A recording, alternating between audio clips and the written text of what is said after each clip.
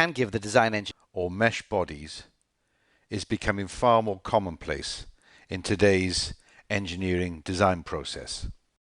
Advancements in scanning technology and the increased use of tools such as topology optimization can give the design engineer a head start when designing new products. The mesh bodies they produce can be imported into the main design tool, but not before some form of cleanup has been performed, typically in niche software outside of the main design tool.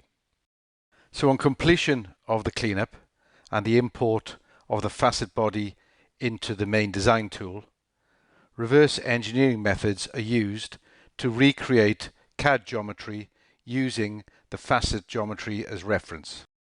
There is no associativity between the re-engineered geometry and the facet body, and at the end of the design process, in a lot of cases, the engineer would simply delete the facet geometry.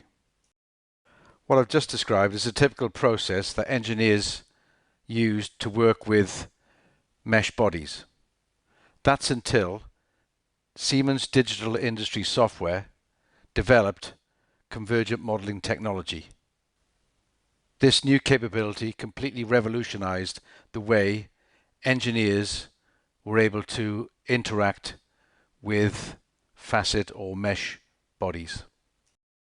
NX with Convergent modeling technology provides the design engineer with a comprehensive set of tools for effectively working with facet or mesh bodies. The engineer can perform all of the cleanup and refinement necessary directly within the CAD tool. The designer has the ability to modify directly the facet geometry with some exciting tools that we have in our polygon modeling environment. All this adds up to a more fluid and streamlined workflow for engineers who need to work with facet geometry.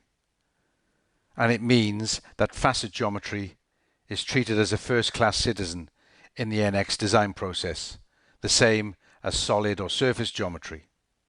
So I've given you the background to convergent modeling. Let's take a look at it in practice.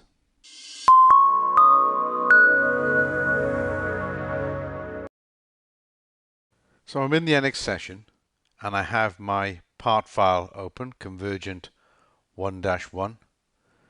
And the first thing I'm going to do is to import my STL file, the file that contains my facet geometry. So I select the File tab from the ribbon and I'm presented with a drop-down menu, and in there you'll find the import option, and by selecting that you'll see there's a number of different file standards or file types that I can choose. One of the file types is STL, so I select that and then I choose the STL file from the operating system. You'll notice in the dialog that there are three specific facet body output types: Convergent, which is suitable for both modeling and reverse engineering, an NX facet, which is suitable just for reverse engineering, and a JT facet, which is suitable just for visualization. For our purposes, we're going to select the Convergent facet body output type. Notice other areas of the dialog for automatically cleaning up the facet geometry, and also the ability to set the STL file units, in this case millimeters, the same as the part file. And when I hit OK, a convergent body has now been created. If I fit the screen by double-clicking in the white space, you can see the facet body, and I'm just temporarily going to hide the datum coordinate system and then zoom in and rotate the facet body to a particular orientation. So that's the first stage complete. We've imported the STL file. Now we're going to look at how we can clean the facet data up and refine it.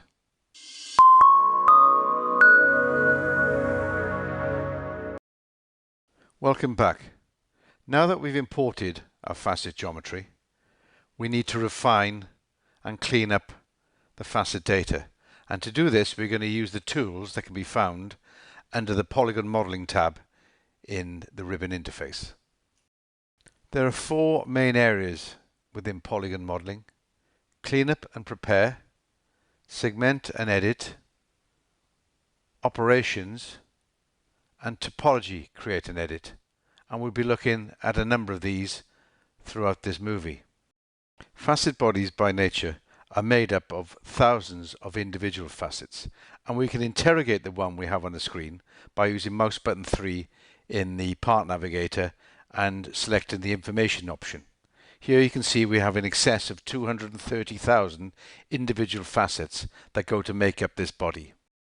So I'm going to start to clean up and refine this facet body, and the first thing I'm going to do is to remove some facets that we don't need.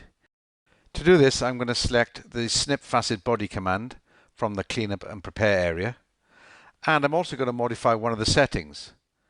In this case, I'm going to edit a copy of my original data, so I've always got an original one to refer back to. I'll modify the setting, and now I can start to select the facets that I want to remove. Notice that the selection criteria in the In-Graphic dialog is set to tangent facets. And now I just go around and select the areas that I want the facets to be removed. When I complete that and OK the command, you'll now see those facet areas have been removed, and I'm left with a Convergent sheet body because the facet body is now open-ended. There's another way to reduce the number of facets in our imported body, and that's by using the Decimate Facet Body command. Now there are a number of different methods I can choose, but I'm going to use the percentage option, and what this means is that I'm going to reduce the number of facets by up to 50%. So I select the body and complete the command. As I kept a copy of the original import, I can do a comparison, and you can see that there's just some subtle differences between our decimated body and our original imported one. I can also reinterrogate the body. I'm going through the same procedure, find out information about our decimated body, and as you can see, we now only have 127,000 facets, so quite a reduction using the Decimate Facet Body command. So we've been able to reduce the number of facets. Now I'm going to continue to refine my STL file by smoothing out the facets themselves. And I can do this with a specific command called Smooth Facet Body. I'm just going to change my selection criteria to Body Facets. You notice that in the dialog I have a smoothing factor and the number of iterations it's going to perform. How smooth the resultant body becomes will depend on the smoothing factor and the number of iterations. The higher the smoothing factor, the larger the number of iterations, the more smooth the facet body will become. But it may also stray away a little more from its original shape. So there is a trade-off that needs to be considered. So the smoothing factor is set to 25, the number of iterations is set as 2. We select the body, and then we get a preview of the resultant facet body. If we show the result, you can see how smooth now our facet body has become. So I'll complete the command, and I'm going to take a look at the distribution of the facets. So if we go into the View tab and highlight the facet edges, you can see the distribution of the facets is quite unequal across the body. But we've got tools inside of NX to remedy this. Now, one of the main reasons why we would want a more evenly distributed set of facets is to assist with any downstream engineering tasks that we may want to perform on the faceted body. And we'll take a look at some of these a little bit later on. So I'm back in the polygon modeling area, and there's a specific command that's going to allow me to redistribute the facets, and that's remesh. So I've selected the remesh command, and what this is going to allow me to do is to specify either a specific region or, for my case, the whole body, and then define the size of the facets that I want to see distributed over my imported geometry. Now when I select the facet body, it reports back the average size of the current facets. But I want to increase that up to 4 millimeters, so I just type in the value and then OK the command. NX then goes ahead and does a full remesh of this facet body, taking into account the size I specified. And as we zoom into the part, you can easily see now that we have a far smoother and even distribution of the facets. This will certainly help us downstream. So for now I'm going to switch off the facet edge display and just take a look at the geometry just to make sure there aren't any other areas that we need to refine. And actually there is an area, as you can see here, which needs further smoothing. So back into polygon modeling, select smoothing, and this time I'm going to use a rough brush and just paint over the area that I want to smooth using the same parameters as I did before.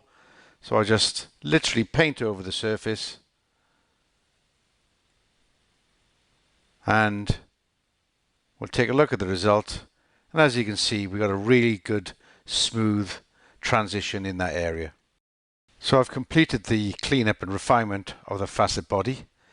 Let's take a look and see what other exciting options there are with convergent modeling technology when working with facet geometry.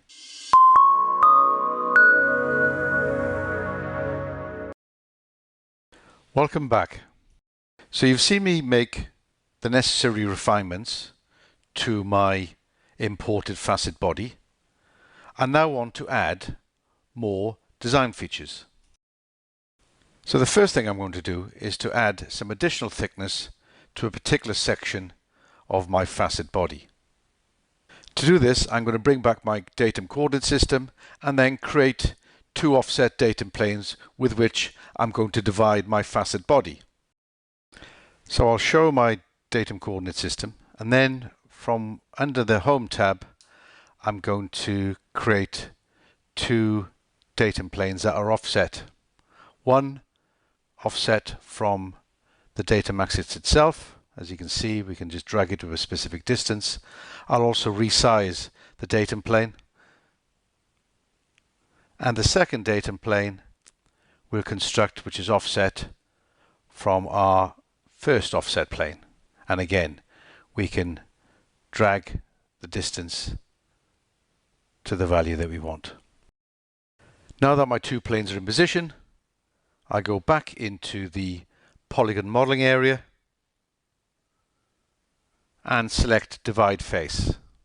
I select the convergent body and then the two datum planes I created. On completing the command, I now have a separated area in my facet body. You are now starting to see some of the power that convergent modeling within NX gives you, where we can add features to facet bodies. So now I'm going to add material to this area, and to do this I'm going to select local offset, specify my distance, make sure that I have regenerate offset mesh switched on, and then I'm going to use the flood fill selection type. And what this means is I can select an area that is in between two boundaries, namely the divide face I've just completed. So I can select anywhere on the divided area and it automatically picks up all the facets between the boundaries. But you'll also notice that we have an alert. It's telling me that because we already have a feature associated with the facet body, to continue I need to edit a copy. So I select that option and then wait for the preview to appear. Once it does, I'll just rotate the model so I get a better view of the offset, and then I'll complete the command. So that's our local offset completed. Now I'd like to continue by adding another detail feature, this time a blend. But currently we don't have any physical edges to blend. But this won't stop me. I'll use another polygon modeling command powered by convergent modeling technology to produce a hard edge that I can blend. So I'm going to use divide facet face. So I select the command, use the primitive facet selection criteria and select the area that I want to divide. Selecting an initial facet, NX then automatically looks for inferred planar, cylindrical, conical or spherical conditions and highlights the appropriate geometry. On applying the command, I now have physical edges that I can attach a feature to. So now I go into the Home tab and then select Edge Blend. I can now choose the edge that NX has just created for me using Convergent modeling technology. I'll modify the size of the radius and then complete the command. Notice now that the Edge Blend feature has been added into the Part Navigator. And it really is as easy as this to create parametric features and add them to a facet body. Finally, I'm going to modify the shape of the facet body. But before I do this, I'm just going to clean up the open end that you can see on the screen at the moment. So I'm going to use Snip Facet Body to do that, and I'm going to do it via a boundary. So I select the facet body. I then edit a copy because we've added further parametric features, and then I sketch out the boundary. By moving to the specify region point, it automatically closes the boundary off, and the region point is the facet area that I want to maintain. So I select the region and complete the command, and notice that it removes the facets that were included inside of that boundary. So I mentioned that I want to change the shape of the facet body, and to do that I'm going to use Morph Mesh. The first thing I'm asked for is to select the body that I want to morph. So I do that. For those of you familiar with subdivision modeling techniques, Morph Mesh uses a very similar approach. It creates a cage, and then you manipulate this cage to make the design changes that you want. There are several types of cage that can be created, but in this case we're going to use wrap body, which means that our facet body is going to be completely enveloped by the cage. However, the cage can be modified to increase or decrease the number of segments. In this case, we'll use 4 segments in each direction. Now that we have our cage, we can start to manipulate it. So we'll use Transform Cage and select an area that we want to change and start to use the dynamic drag handles to make the modifications. Notice as soon as I release the drag handle, the facet body updates. I can select more than one area of the cage, and again, using the drag handles, manipulate the geometry. You get dynamic feedback for every move. Once I'm happy with my edits, I can exit the Morph Mesh command. And now we can just review what we've seen in this movie. You saw me first import a STL file and then use Convergent modeling technology to clean up and refine the facet body. You then saw further evidence of the power of Convergent modeling technology when we started to add parametrics to our facet body. First of all, we used Divide Face to specify an area where we could create a local offset. I then used Divide Facet Face to provide me with a hard edge I could then use to add detailed features to, such as an edge blend. And finally, you saw me use Morph Mesh, whereby manipulating a cage, I could make shape changes to the facet body. I think you've seen in this movie the power that Convergent modeling technology provides for engineers that need to work with facet geometry. I'd like to thank you for your time and attention.